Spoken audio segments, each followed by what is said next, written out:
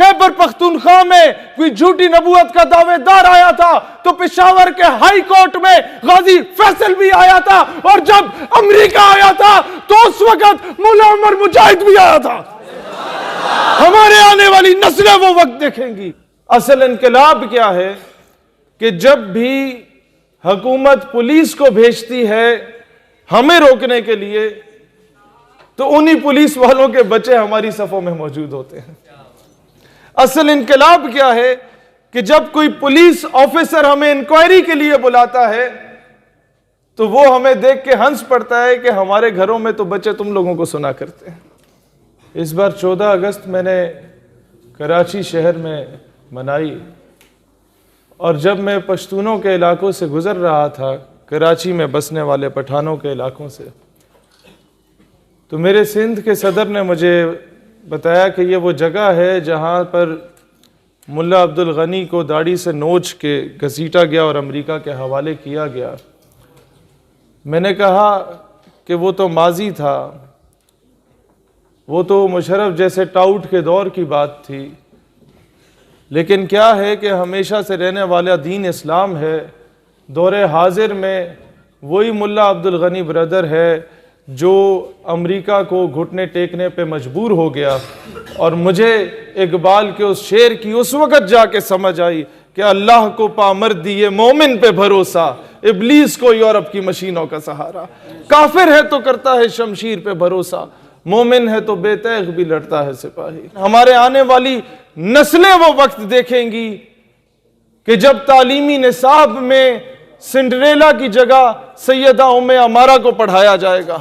ये जदोजहद जारी रखो तो हमारी आने वाली नस्लें वो वक्त देखेंगी कि जब मिस्टर चिप्स की जगह सलाहुद्दीन अय्यूबी को पढ़ाया जाएगा।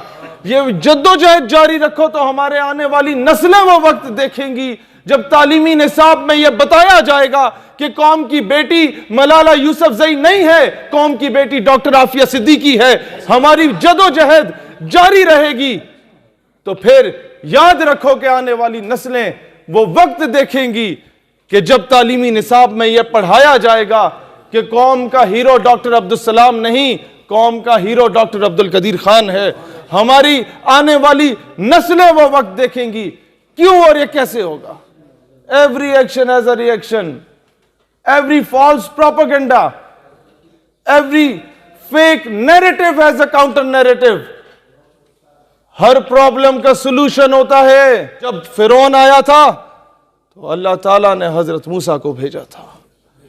जब अब्राहा के लश्कर आए थे तो अल्लाह ने अबाबीलों को भेज दिया था। मरहब आया था तो अल्लाह ने हैदर कर्रार को भेजा था।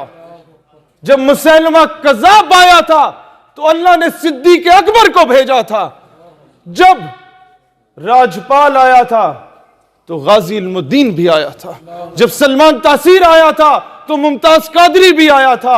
जब खैबर पख्तूनख्वा में कोई झूठी नबूवत का दावेदार आया था तो पेशावर के हाई कोर्ट में गाजी फैसल भी आया था, और जब अमेरिका आया था तो उस वक्त मुल्ला उमर मुजाहिद भी आया था। हमारे आने वाली कि जब बैतुल मक़दस और मस्जिद अल अक़सा को आजाद करवाने के लिए मुसलमानों का लश्कर रवाना होगा तो उसमें से पहला दस्ता जो रवाना होगा वह अफ़वाज पाकिस्तान का दस्ता होगा। अपनी जदोजहद जारी रखो नौजवानों,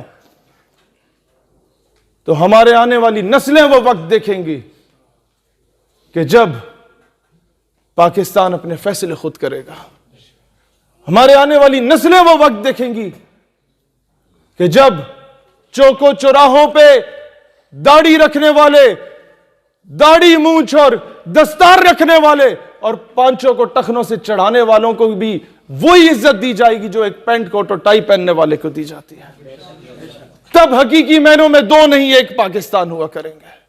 हमारी नस्लें वो वक्त देखेंगी कि जब यूनिवर्सिटीज में दीन की तालीम को भी लाजमी करार दिया जाए। हमारे आने वाली नस्लें वो वक्त देखेंगी इंशाअल्लाह ताला जब सल्तनत उस्मानिया की तर्ज पे दोबारा वो खिलाफत का निज़ाम इस उम्मत में क़याम होगा उसका, और उसकी जो पहली बुनियाद होगी वो पाकिस्तान से रखी जाएगी इंशाअल्लाह। दोस्त, अगर तुम लोग ایک چیز کا فیصلہ کر لو کہ گھما پھرا کے بات نہ کرو، اسٹریٹ فارورڈ ہو کے بات کرو، اللہ تعالیٰ تمہیں حقیقی معنوں میں ان غلامی سے آزادی دلائے گا۔ اگر تم اسٹریٹ فارورڈ رہو، یاد رکھنا کہ ہمیشہ تاریخ انہی لوگوں کو زندہ رکھتی ہے جو حریت پسند ہوتے ہیں، ڈٹ جاتے ہیں۔ بوٹ پالش کرنے والے اور تلوے چاٹنے والوں کی تاریخ میں کوئی جگہ نہیں ہے۔ یہ بات یاد رکھنا کہ بڑے بڑے گورنر آئے، ان کا جنازہ پڑھانے کو کوئی تیار نہیں ہوتا تھا، اور ایک 8,000 کمانے والے ایلیٹ فورس کے سپاہی کے نماز جنازہ سے دنیا واقف ہے۔ تاریخ ہمیشہ حریت پسندوں کو یاد رکھتی ہے، تاریخ ہمیشہ غازیوں کو یاد رکھتی ہے، تاریخ ہمیشہ ظلم اور فرعونیت کے سامنے ڈٹ کے کھڑے رہنے والوں کو یاد رکھتی ہے۔ دوستان ذی وقار، معیشت کا مسئلہ ہے، یہ کوئی مسئلہ نہیں۔ دوستان ذی وقار، مالی اعتبار سے کمزور ہیں، یہ کوئی مسئلہ نہیں۔ دنیا کی بڑے سے بڑے ٹیکنالوجی، دنیا کی ملٹری مائٹ امریکہ کے پاس تھی، رشیا کے پاس تھی۔ ہم نے اپنی آنکھوں کے سامنے انہیں افغانستان میں تباہ ہوتے دیکھا ہے۔ جب وہاں پر کوئی راکٹ گرتا تھا تو ہمارے طالبان خوش ہوتے تھے کہ اس لوہے کو بیچ کے ہم کوئی اپنا گزارا کر لیں گے۔ دہشت گرد جو اصل ہے اس کو دہشت گرد کہنا ہوگا، اور مجاہد کو عزت دینی ہوگی۔ ہمیں وہ داڑھی اور دستار کو عزت دینا ہوگی۔ ہمارے بڑے بڑے آفیسرز میس میں، ہمارے بڑے بڑے سرینا اور اس طرح کے ہوٹلز میں جو شخص آپ کے لیے دروازہ کھول کے آپ کو ویلکم کرتا ہے، اس کے سر پہ دستار ہوتی ہے، اس کے جسم پہ شیروانی ہوتی ہے، یا اس نے داڑھی مونچھ رکھی ہوتی ہے۔ یہ انگریزوں کے دور میں یہ چیز متعارف کرائی گئی تاکہ مسلمانوں کی ثقافت پہ حملہ کیا جائے۔ انگریزوں کے میس میں، فوجی میس میں وہ لوگ آ کے شراب تقسیم کیا کرتے تھے آفیسرز میں، صرف انہیں اجازت تھی جن کی داڑھی ہوگی، اور وہ لوگ آ کے سلوٹ کرتے تھے میم صاحب کو جنہوں نے مونچھیں رکھی ہوتی تھیں، تاکہ ٹیپو سلطان کی توہین کی جائے، تاکہ محمد بن قاسم کی اس ثقافت کی توہین کی جائے، تاکہ مسلمانوں کے شہاب الدین محمد غوری کی اس ثقافت کی توہین کی جائے۔ دوستان ذی وقار، پاکستان اس دن آزاد ہوگا جب ہمارے گیریزن میس میں اور ہمارے پی سی میں اور بڑے بڑے ہوٹلوں میں جو شخص آپ کے لیے دروازہ کھلا کرے گا، اس کے کندھوں پہ امریکی فوج کے رینک لگے ہوں گے اور اس نے پینٹ کوٹ اور ٹائی پہنی ہوگی۔ زمانہ بڑے شوق سے سن رہا تھا، ہم ہی سو گئے داستاں کہتے کہتے۔ اللہ تعالیٰ دین اسلام اور وطن عزیز پاکستان کا حامی و ناصر ہو۔ پاکستان امت کی ترجمانی کرے گا انشاءاللہ۔ اس ملک سے محبت اس لیے نہیں کہ یہاں پیدا ہوئے پلے بڑے، ہمیں اس لیے محبت ہے کیونکہ یہ جو پرچم ہے جو ہم سینے پہ لگا کے رکھتے ہیں، اس کو غور سے دیکھو، اس کی نسبت میرے آقا کے گنبد خضرا سے ہے۔ اس پرچم کا دشمن ہمارا دشمن ہے، اس پرچم کا دوست ہمارا دوست ہے۔ پاکستان واحد ریاست ہے ریاست مدینہ کے بعد جو اسلام کے نام پہ بنی، اگر اسلام کے نام پہ نہیں چل رہی تو آپ کا اور میرا قصور ہے۔ ہم نے قیمے والے نان پہ اور بریانی کی پلیٹ پہ ہر 5 سال کے بعد اپنے ضمیر پہ سمجھوتا کیا، اپنے ایمان پہ سمجھوتا کیا۔